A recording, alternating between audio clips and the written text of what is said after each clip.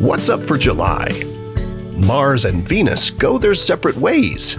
Saturn cruises with a dusty young star, and it's prime time for the Milky Way. You'll find Venus and Mars in the west after sunset throughout July. The pair moved ever closer in the sky during June, and they begin July appearing quite near to each other, but it's time for them to part company. You'll notice them trending lower as the month goes on, with Venus in particular being noticeably lower each night. During the second week of July, reddish-colored Mars will appear very close to the blue-white star Regulus. Mars is quite distant from Earth right now and appears at its dimmest for the year in July and August. This month it appears at about the same brightness as Regulus, and you should easily be able to see the difference in their color with your eyes or a pair of binoculars. They're closest together on July 9th and 10th. And on the 20th, the Moon will pass through, appearing just next to Mars. Mercury also pops up quite low in the sky in the second half of July for those with views of the horizon. During July, you'll have giant planets Jupiter and Saturn keeping you company in the late night and early morning hours. And notably, you'll find Jupiter shining brightly beneath the crescent moon on the morning of July 11th. Now, Jupiter appears quite a bit brighter than Saturn, and it's not just because Jupiter is a little bigger.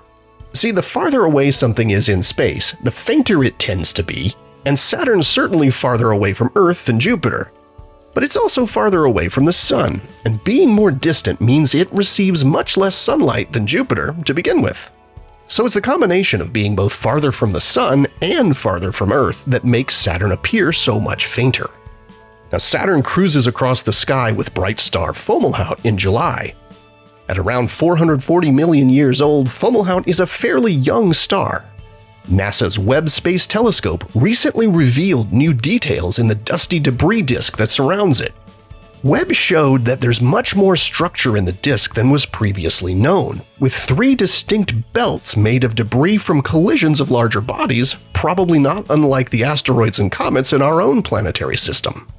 And researchers think the belts most likely are carved by the gravitational forces produced by unseen planets. It's a nice reminder that most stars you gaze upon represent entire planetary systems.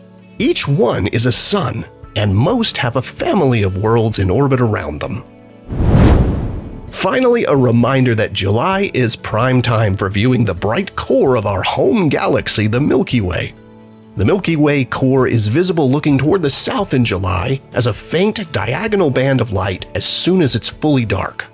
Packed with enormous numbers of stars along with dark clouds of dust, you can view its faint glow with your own eyes from locations away from bright urban centers. So if you have the opportunity to go camping or skywatching away from the city, it's truly one of the most awe-inspiring sights of the night sky and not to be missed. Here are the phases of the moon for July. Stay up to date with all of NASA's missions to explore the solar system and beyond at nasa.gov. I'm Preston Dykes from NASA's Jet Propulsion Laboratory, and that's what's up for this month.